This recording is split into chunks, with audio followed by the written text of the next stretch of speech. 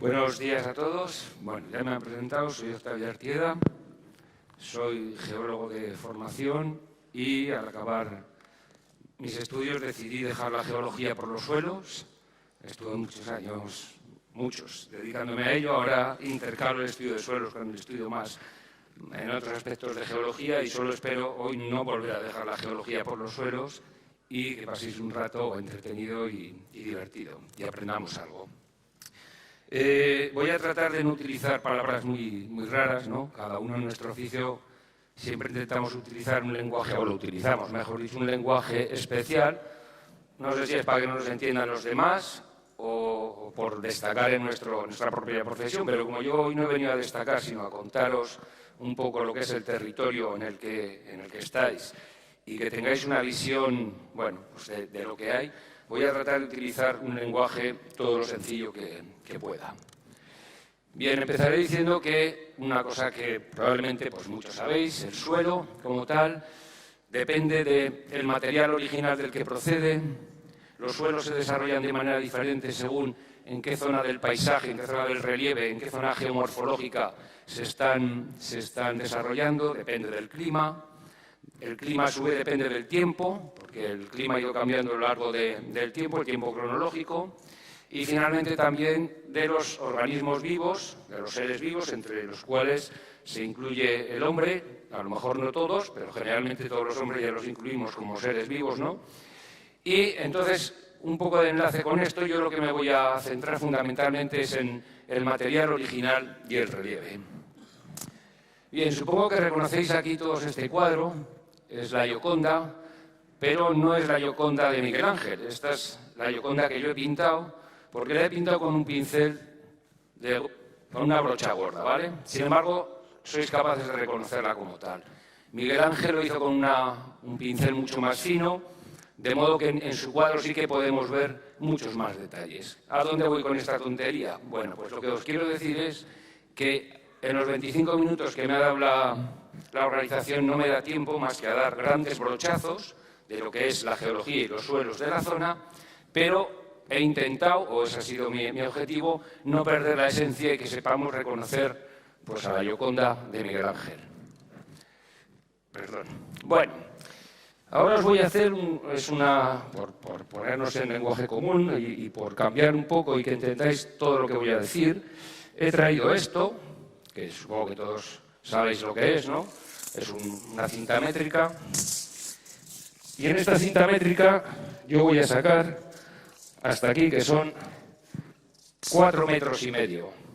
Estos 4,5 metros son 450 centímetros, que son 4.500 millones de años. Perdón, 4.500 milímetros.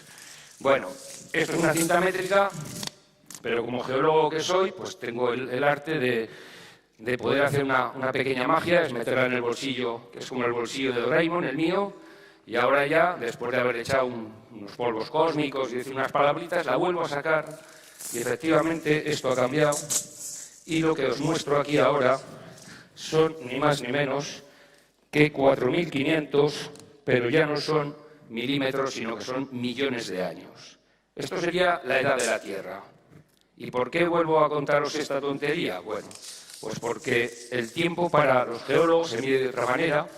A veces es difícil entendernos, millón arriba, millón abajo, pero quiero que entendáis que de todo eso que he sacado, yo solo os voy a contar este trocito, que son unos 65 millones de años. Serían 65 milímetros del metro anterior, ¿de acuerdo? Porque si no aquí pues me extendería y además no merecería la pena e incluso puede que ni supiese hacerlo.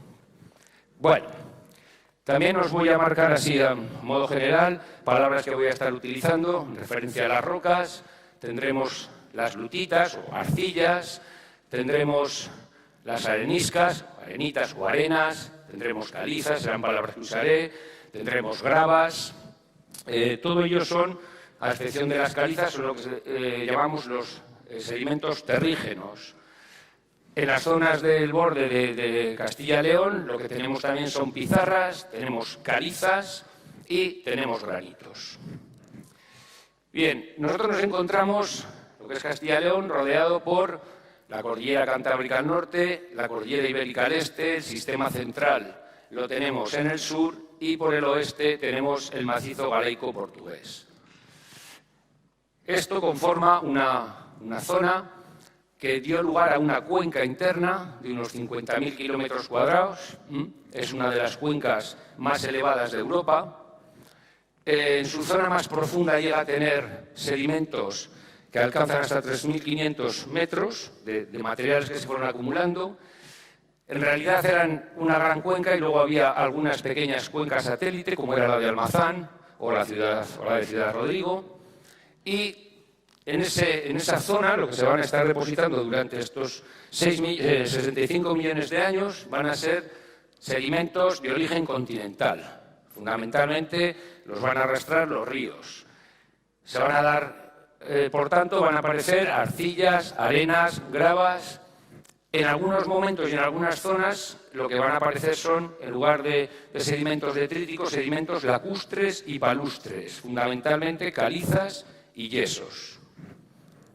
Bien, por empezar un poco más atrás, empezamos hace 90 millones de años, teníamos eso de ahí, era lo que luego iba a ser la península ibérica. Llegamos a este límite a los 66 millones de años, he dicho 65 porque si nos quedara la cifra, pero a los 66, y lo que teníamos era una gran isla, era lo que llamamos el macizo espérico, teníamos el macizo del Ebro, ya por el norte teníamos Europa y por el sur teníamos África. Teníamos una serie de cuencas, una serie de mares, teníamos la cuenca ibérica, la cuenca subpirenaica, la vasco-cantábrica y la bética. Y a estas cuencas marinas les llegaban sedimentos de estas islas que teníamos.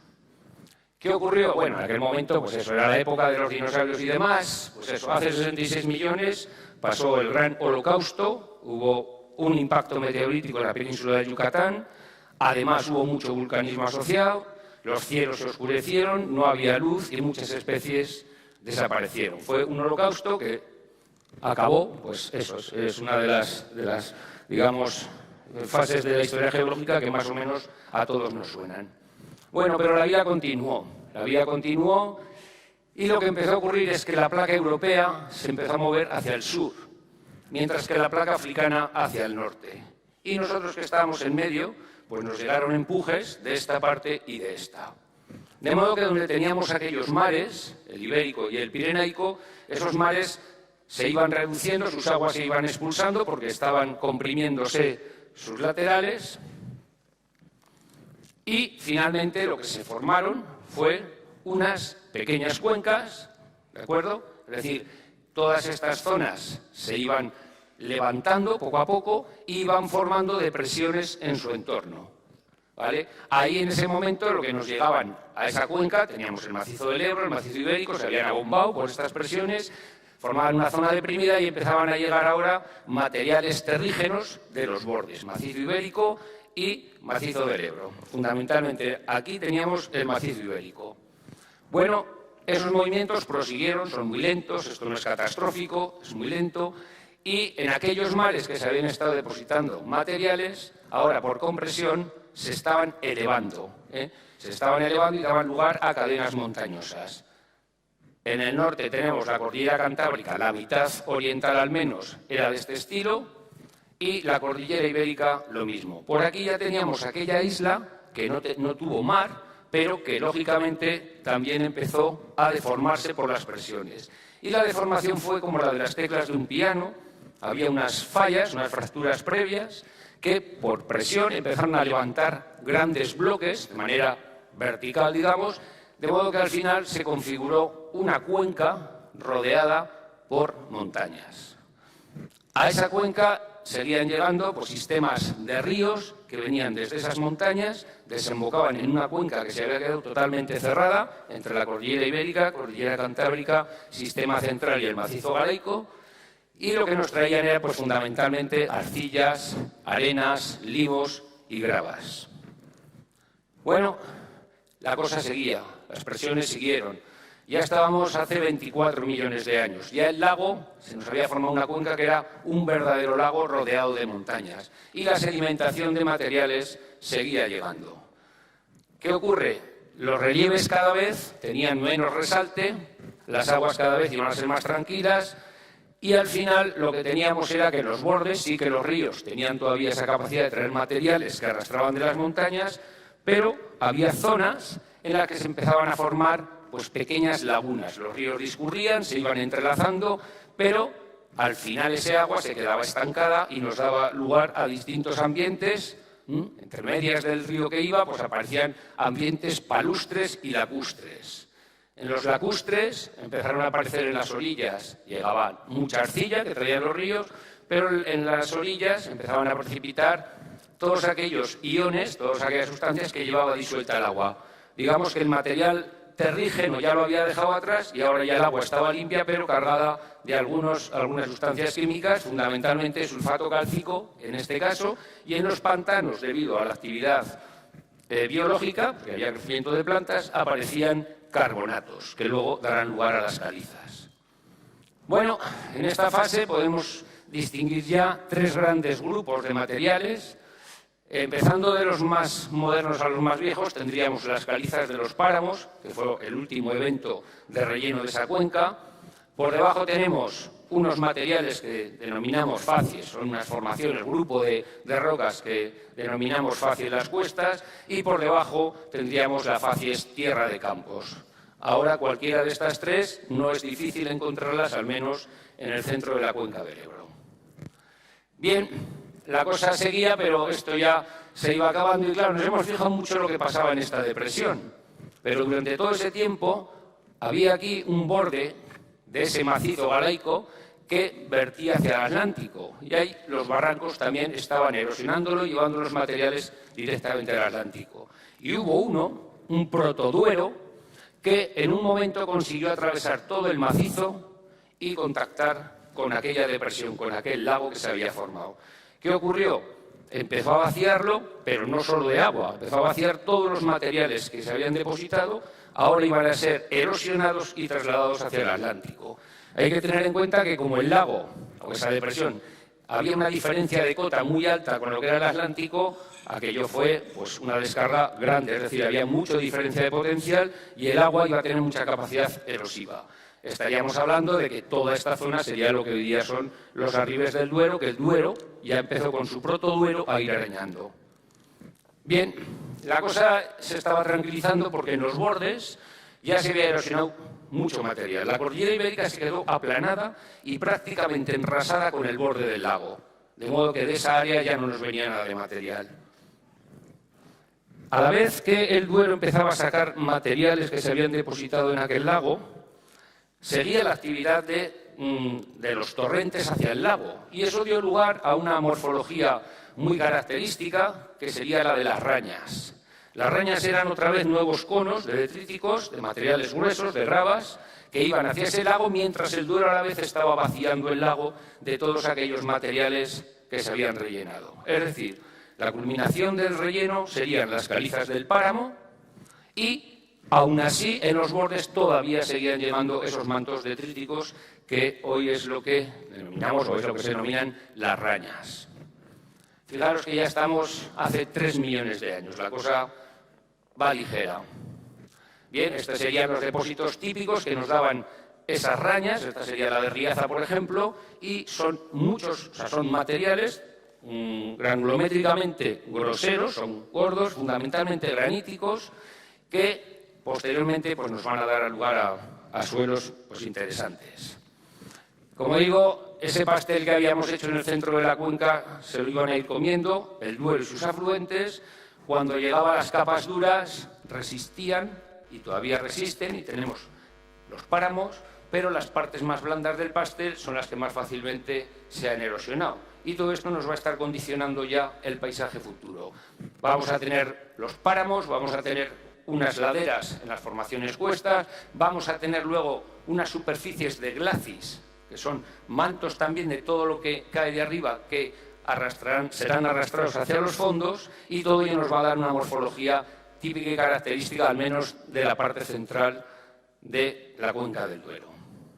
Aquí tendríamos el esquema, tendríamos las montañas, en sus partes más altas las laderas tienen derrubios, el material que cae por gravedad, Un poco más adelante ya lo que tenemos son unas pequeñas rampas que están constituidas fundamentalmente pues, por esos materiales, pero ya arrastrados por aguas más jerarquizadas, y todas ellas confluyen al final en una zona más deprimida. Aquí vemos lo mismo, esto sería un glacis, ¿de acuerdo? Y el material que lo forma pues son materiales detríticos que han sido arrastrados desde las partes altas hacia las partes más bajas. Estos serían los depósitos de ladera, no llegan a tener muchísima más pendiente, pero luego ya cambia la pendiente y los materiales ya son más extensos y tienen pues eso, una pendiente más suave, y es lo que denominamos los glacis. Bien, hay otro fenómeno muy interesante que ocurre en ese límite cuando ya la cuenca se había vaciado, cuando el Duero ya empezaba a ser el Duero, y es lo que les ocurre a muchos grandes ríos y a muchos ríos, que es que da lugar a la formación de terrazas escalonadas, que son muy interesantes también por su relación luego con la historia de los suelos. Los ríos, su dinámica es que en un punto dado, en un momento dado, lo que hacen es que depositan materiales en su vega, ¿de acuerdo?, como lo está haciendo ahora, pero debido a pulsos climáticos que puede haber o descensos del nivel del mar, las aguas que en un momento dado eran capaces o no tenían energía para transportar ciertos materiales aquí, en este momento, pues dentro de unos años, si el nivel del mar baja o las condiciones climáticas cambian, el río lleva más energía, se las vuelve a llevar otra vez. Vuelve a quitar gran parte de ese material y cuando ya alcanza su equilibrio, vuelve a depositar una nueva terraza. Al final, lo que ocurre es que aparecen un sistema de terrazas escalonadas. La erosión sigue y algunas de ellas solamente nos van a quedar retazos en el paisaje, pero nos están indicando niveles altos y además más antiguos, por tanto. Bien, este sería un ejemplo. Los ríos, cada uno lleva su dinámica. Os he puesto algunos ejemplos. Por ejemplo, tenemos 14 niveles en el Duero, tenemos 5 niveles en el Adaja, tenemos 20 niveles en el Carrión, en fin, cada río llevó su dinámica, pero todos ellos al final han dado un sistema de terrazas escalonadas, que como veis aquí pintadas en distintos colores, serían las mismas que tenemos en estas fotos donde vemos los escalones de las terrazas. Los materiales suelen ser siempre gravas, con pasadas de arenas, de épocas más tranquilas del río.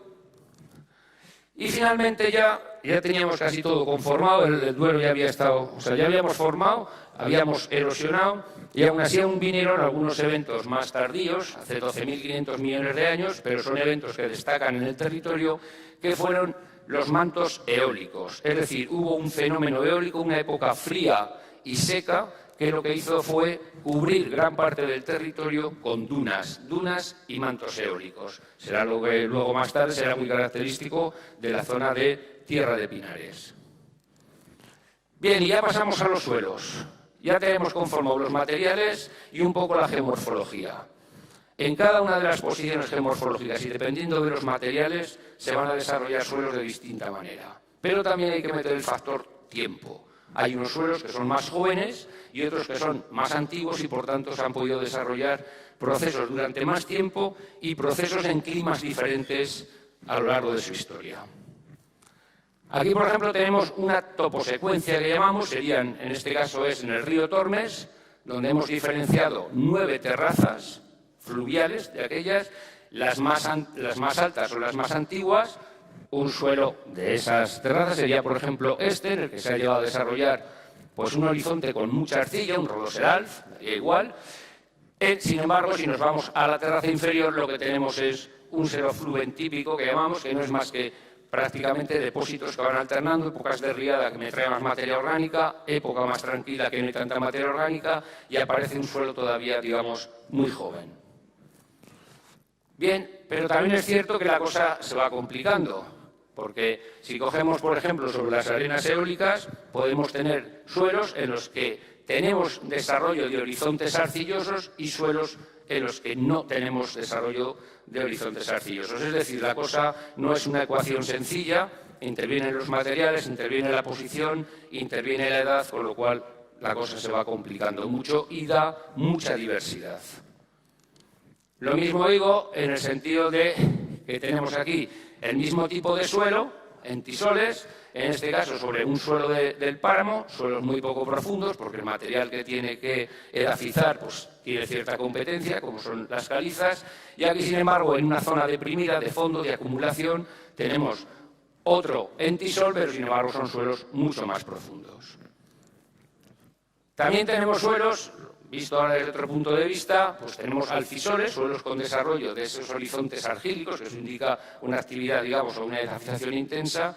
Pues, por ejemplo, aquí en Pedrosa de Duero tenemos y, sin embargo, los de Benavente pues los tenemos con una morfología muy diferente. Lo único que trato de mostraros es la gran variabilidad, no solo, o sea, sí, espacial, que se puede relacionar con geoformas y con materiales, pero a una escala muy de detalle. A nivel general resulta muy difícil hacer esa comparación o esa relación.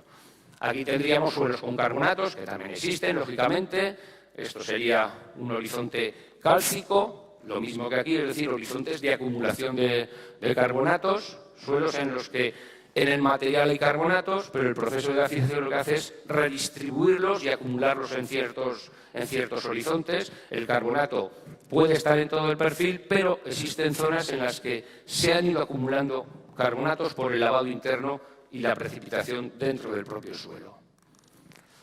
También tenéis en la zona pues, suelos totalmente distintos, suelos muy ácidos, suelos con pHs inferiores a 4,5, ya nos tendríamos que ir a la zona, nos tendríamos que ir a León, ¿verdad? Nos tendríamos que ir a zonas de Raña, por ejemplo, donde lo que tenemos es materiales de partida ya con pocos carbonatos, en algunos casos, y sobre todo que han sufrido una evolución o que llevan mucho tiempo evolucionando. Son suelos muy antiguos, con lo cual les ha pasado de todo, han perdido si los tenían carbonatos y si no, lo que ocurre es que el material original ya les daba esas características particulares como es la acidez.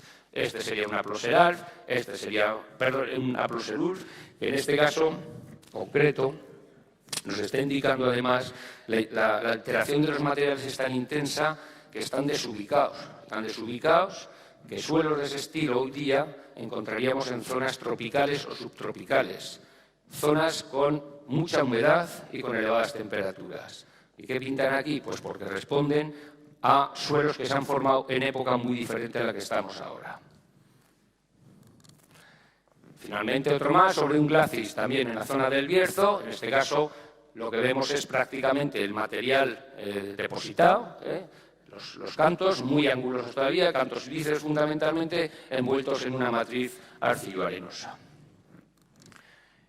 Bien, y creo que al final me ha dado tiempo. Te quedan 2 minutitos o 3 si quieres. 2 millones de años, ¿no? Ya, me quedan 2 millones de años, bueno.